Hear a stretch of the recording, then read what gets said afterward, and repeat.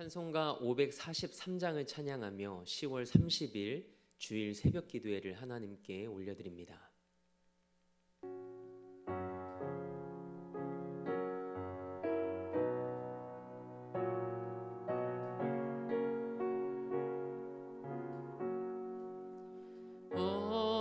어려운 일 당할 때 나의 믿음 적으나 의지하는 내 주를 더욱 의지합니다. 세월 지나갈수록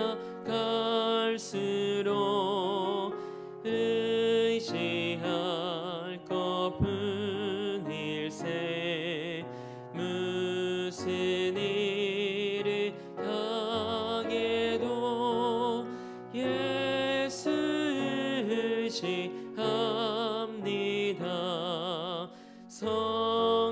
성령께서 내 마음 밝히 비춰주시니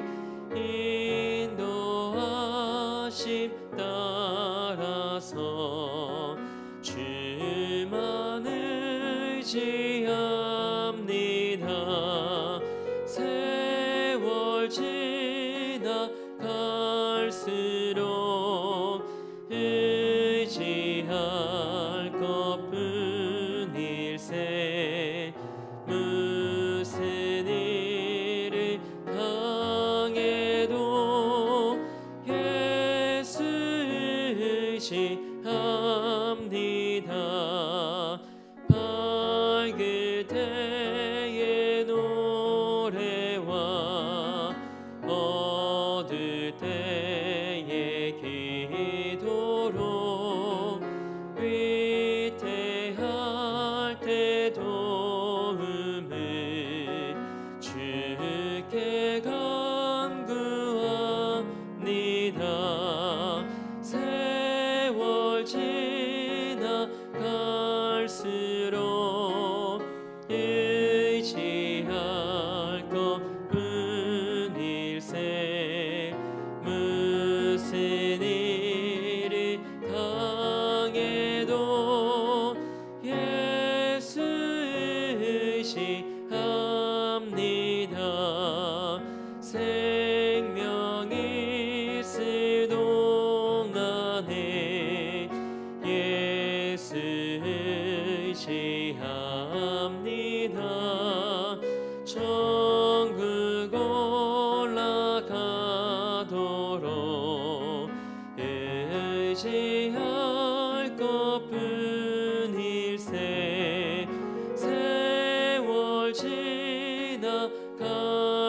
지나갈수록 의지할 것뿐 일세 무슨 일을 당해도 예수 의지합니다.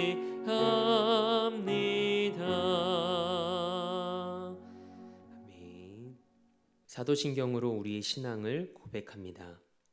나는 전능하신 아버지 하나님, 천지의 창조주를 믿습니다. 나는 그의 유일하신 아들, 우리 주 예수 그리스도를 믿습니다.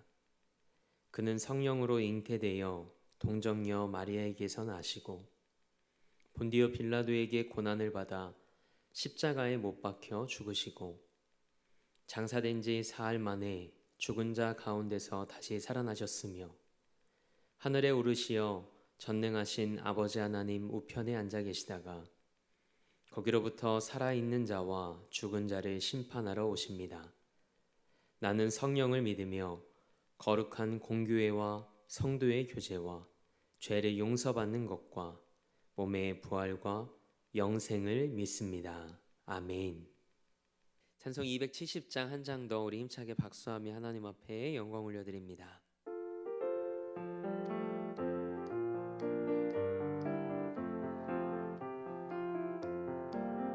변찮는 주님의 사랑과 거룩한 보혈의 공로를 우리 다 찬양을 합시다.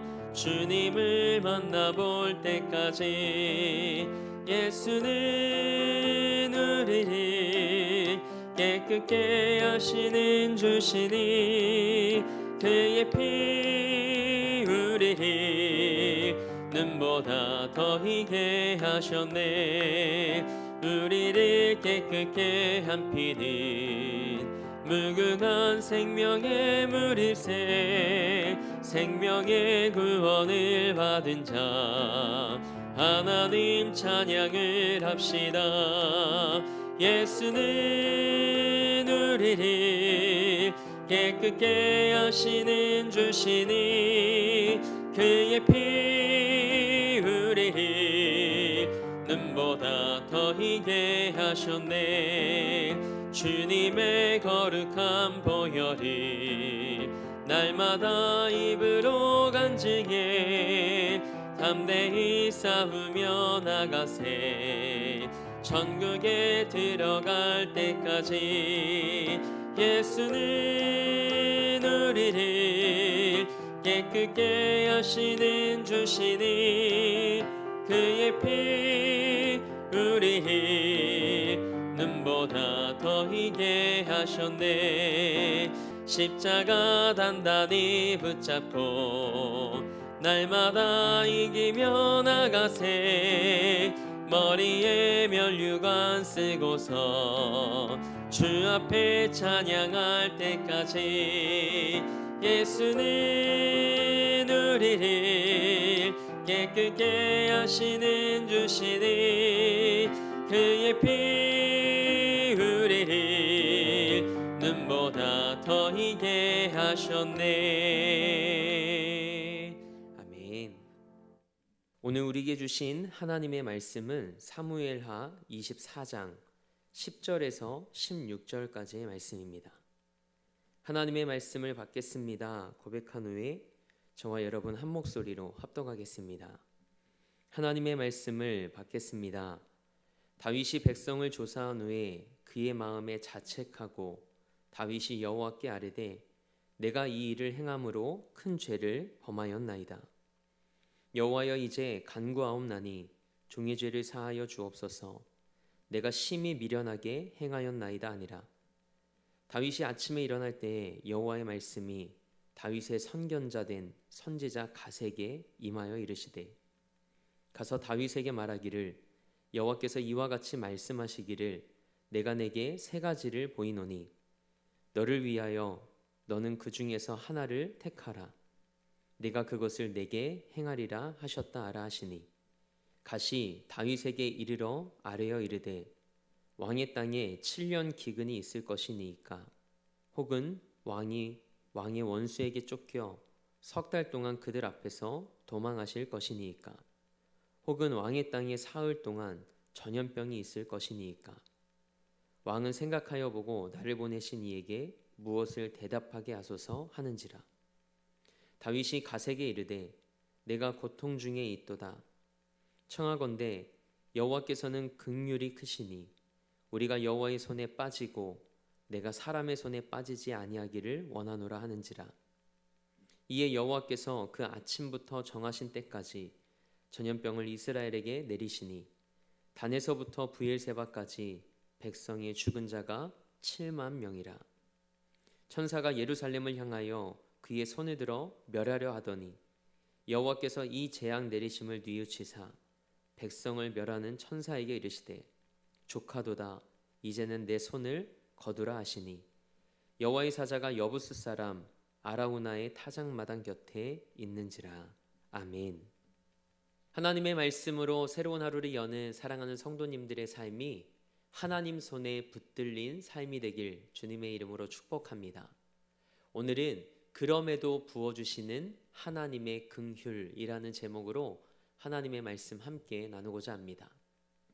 사람들의 삶을 보면 마지막이 아름다운 사람이 있는가 하면 마지막이 아름답지 못한 사람이 있습니다. 지금까지 하나님의 은혜로 살아온 다윗이었습니다. 그런 다윗이 삶의 마지막에 또 한 번 하나님의 심판을 받게 됩니다. 사무엘하 24장 말씀으로 다윗의 일대기가 끝나는데 마지막이 그리 아름답지 않습니다. 저는 여러분의 삶이 시간이 지날수록 더 아름다운 삶, 지금보다 삶의 마지막이 더 아름다운 믿음의 사람들이 되길 주님의 이름으로 축복합니다.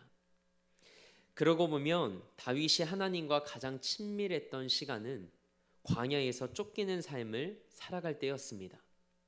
그때는 늘 하나님만 바라보고 의지했던 다윗이었죠. 그런데 삶이 안정되어 가고 권력을 갖게 되니 탐욕으로 밧세바를 범하는가 하면 하나님이 아닌 다른 것을 의지하려는 다윗의 모습을 보게 됩니다. 사무엘하 24장 1절 말씀입니다. 다윗이 이스라엘 전역의 인구를 조사하도록 명령합니다. 그런데 인구 조사가 왜 문제가 되었을까요? 하나님께서 왜 이 일로 진노하셨을까요? 이것은 단순한 인구 조사가 아니었습니다. 9절 말씀을 보면 칼을 빼는 담대한 자의 수를 알아보는 거였다고 기록되어 있습니다. 자신의 권력을 확인하고 자신의 군사력을 파악하려는 다윗의 의도를 엿볼 수 있습니다. 다윗은 그렇게 하나님의 은혜와 선하심을 노래하고도 또 다시 죄를 짓습니다. 다윗의 이 모습을 통해 우리는 우리 자신의 모습을 보게 됩니다. 우리의 삶이 그렇죠. 죄와 은혜의 반복입니다. 그래서 우리는 한 가지 사실을 깨닫습니다. 하나님의 은혜와 긍휼이 아니면 우리는 어쩔 수 없는 존재구나라는 것이죠. 다윗은 비록 나이는 들었지만 자신의 위치가 견고해졌음을 알고 있었습니다. 그래서 안정적인 노년에 삶의 유혹이 찾아옵니다. 내 세력과 힘이 어느 정도가 될까? 이 모습이 오늘 본문 1절 말씀에 기록되어 있습니다. 우리 1절 말씀을 함께 읽겠습니다. 여호와께서 다시 이스라엘을 향하여 진노하사 그들을 치시려고 다윗을 격동시키사 가서 이스라엘과 유다의 인구를 조사하라 하신지라. 아멘. 이 말씀을 오해하면 안 됩니다. 하나님께서 다윗을 격동시키셨다는 의미는 이런 겁니다. 하나님께서 다윗이 인구를 조사하려는 마음을 허용하셨다는 거죠. 이미 다윗은 자신의 세력과 힘을 증명해 보이려는 마음으로 가득했습니다. 그것을 하나님이 그렇게 하도록 허락하셨다는 거죠. 저는 이 말씀 앞에서 하나님께 붙들린 삶이 얼마나 복된 삶인지 새삼 깨달았습니다. 하나님께서 붙잡고 계시던 손을 떼니 다윗이 자신의 욕망대로 행합니다. 그래서 우리 삶이 하나님의 손에 붙들려 있는 것이 얼마나 큰 은혜인지 모릅니다.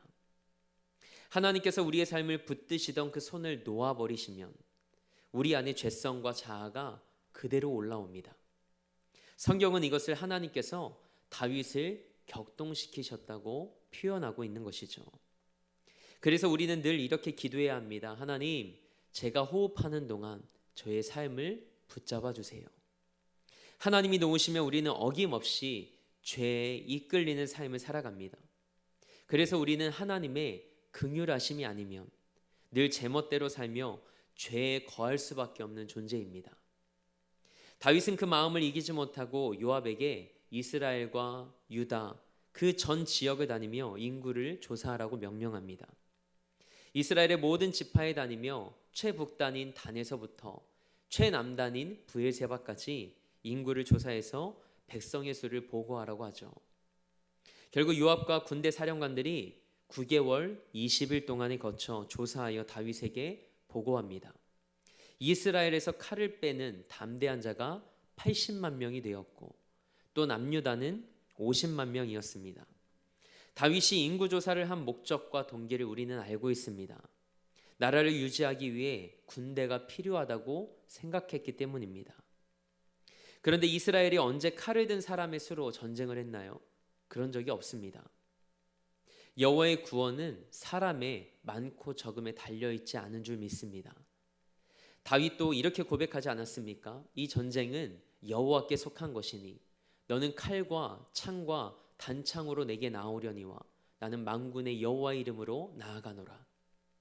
그래서 막대기랑 물맷돌을 들고 골리앗과 싸우러 나아갔던 다윗이었습니다. 그랬던 다윗이 하나님을 의지하지 않고 사람의 수와 군사력을 의지하려 합니다. 그래서 우리는 매일매일 하나님을 경험해야 합니다. 소년 다윗의 고백 속에 하나님이 노년 다윗의 고백 속에서 사라진 것처럼 우리가 어제 받은 은혜로 만족한다면 우리도 다윗과 같은 실수를 범할 수밖에 없습니다. 저는 여러분과 저의 삶이 매일의 삶에서 하나님을 경험하며 살아있는 믿음으로 살아갈 수 있길 주님의 이름으로 축복합니다. 그런데 이런 다윗이었지만 하나님이 다윗을 사랑할 수밖에 없었던 이유가 있습니다. 다윗은 하나님께서 깨닫게 하실 때 핑계대지 않습니다. 변명하지 않습니다. 합리화하지도 않습니다. 다윗은 자신이 실수했을 때 하나님 앞에 그대로 엎드려 자백합니다. 인구조사가 끝난 후 다윗은 자책하는 마음이 들었습니다. 자신이 큰 죄를 범했고 어리석은 행동을 했으니 그 죄를 용서해 주시길 하나님께 간구합니다. 깨닫는 것이 은혜죠. 제가 자주 강조하는 말인데 신앙생활을 하면서 빠르면 빠를수록 좋은 것이 있습니다. 순종과 회개입니다. 다른 건 기도하며 하나님께 묻고 천천히 해도 됩니다. 다윗은 자신의 잘못을 참 빨리 깨닫고 돌이킨 사람이었습니다. 하지만 하나님은 사랑의 하나님이시기에 우리의 죄는 용서하시지만 공의의 하나님이시기에 그 죄에 대해 심판하시며 대가를 치르게 하시죠. 그래서 하나님이 선견자 갓을 보내십니다. 그리고 다윗과 이스라엘을 징계하시는데 매우 드문 경우이지만 세 가지 심판 목록 중에 하나를 선택하라고 말씀하십니다. 하나님께서 선택하라고 하신 세 가지 심판 목록이 무엇이었을까요? 오늘 본문 13절 말씀을 보니까 7년간의 기근, 그리고 3개월의 도피, 그리고 3일 동안의 전염병이었습니다. 이 말을 듣고 다윗은 이런 선택을 합니다. 하나님은 긍휼이 크시니 사람의 손이 아닌 하나님의 손에 빠지겠다. 다윗은 하나님의 긍휼을 선택합니다. 그러자 하나님께서 그 아침부터 정하신 때까지 이스라엘의 전염병을 내리시는데 그 짧은 기간에 이스라엘 전역에서 죽은 백성의 수가 무려 7만 명이나 되었습니다. 이 맹렬한 하나님의 진노를 어떻게 피할 수 있을까요? 계속해서 심판을 집행하는 천사가 예루살렘을 향하여 손을 들어 멸하려 합니다. 그때 하나님이 멈춰 세우시죠. 그리고 천사에게 이렇게 말씀하십니다. 족하다. 이제는 내 손을 거두라. 왜 하나님은 진노를 그치고 심판을 멈추게 하셨을까요? 다윗과 이스라엘 백성들을 긍휼히 여기셨기 때문이었습니다. 전염병은 사흘 동안 계속되어야 했습니다. 그러나 긍휼이 크신 하나님은 아직 정한 기한이 끝나지 않았는데 지금까지 행한 것이 충분하다고 말씀하십니다. 하나님의 긍휼하심이 임한 거죠. 다윗이 하나님의 긍휼하심을 선택하자 하나님께서 그분의 긍휼로 전염병의 끝을 앞당겨 주셨습니다. 그렇습니다. 우리는 하나님의 긍휼하심이 아니면 살 수 없는 존재입니다. 하나님의 은혜는 죄악 중에도 나타나고 하나님의 긍휼하심은 징계 가운데에도 부어집니다. 하나님의 그럼에도 부어주시는 그 긍휼하심이 여러분의 삶에도 임하길 축복합니다. 내게는 소망이 없지만 하나님께서 내 삶에 그분의 긍휼을 부어주실 때 하나님께서 그 어떤 상황 속에서도 우리의 삶을 건져내시고 우리의 삶을 다시 일으켜 세워주시는 그 은혜를 맛보는 여러분의 삶이 되길 주님의 이름으로 축원합니다. 함께 기도하겠습니다. 하나님, 오늘을 살아가는 우리에게 은혜와 긍휼을 허락하여 주옵소서. 하나님께서 우리의 삶을 붙드시지 않으면 단 한순간도 온전히 주 앞에서 살아갈 수 없음을 고백합니다. 이 새벽 기도하는 가운데 하나님을 만나고 주의 음성을 듣게 하셔서 오늘도 살아있는 믿음으로 승리하는 우리 삶이 되게 하옵소서. 다윗이 하나님의 긍휼하심을 선택했을 때 하나님의 은혜가 죄악 중에도 나타나고 하나님의 긍휼하심이 징계 중에도 부어짐을 기억합니다. 하나님의 그럼에도 불구하고 부어주시는 그 긍휼하심이 사랑하는 성도들의 삶에 가득 부어지는 이 하루 되게 하옵소서. 오늘도 이 나라와 열방을 위해 기도합니다. 하나님께서 이 땅과 열방의 주인이심을 고백합니다. 하나님의 때에 하나님의 방법대로 이 세대를 새롭게 하시고 회복시켜 주옵소서. 믿음의 사람들의 눈물과 무릎 기도가 하나님의 시간 속에서 응답되게 하옵소서. 우리 대림교회와 담임 목사님을 위해 기도하오니 시대적 사명을 감당하며 하나님의 손에 들려 쓰임받는 제단과 목회자 되게 하옵소서. 그리고 우리 사랑하는 성도들의 삶과 가정과 일터에서 하나님의 은혜와 평안과 긍휼로 가득 채워주시는 하나님을 경험하는 하루 되게 하옵소서. 오늘도 삶의 자리를 성전 삼아 미디어 예배로 이 하루를 시작합니다. 오늘 하루도 하나님의 긍휼하심과 말씀의 능력을 경험하는 하루 되게 하옵소서. 그렇게 하실 하나님을 기대하며 우리 삶의 목적 되시고 이유 되신 우리 주 예수 그리스도의 이름으로 기도합니다. 아멘. 하늘에 계신 우리 아버지, 아버지의 이름을 거룩하게 하시며 아버지의 나라가 오게 하시며 아버지의 뜻이 하늘에서와 같이 땅에서도 이루어지게 하소서. 오늘 우리에게 일용할 양식을 주시고 우리가 우리에게 잘못한 사람을 용서하여 준 것 같이 우리 죄를 용서하여 주시고 우리를 시험에 빠지지 않게 하시고 악에서 구하소서. 나라와 권능과 영광이 영원히 아버지의 것입니다. 아멘.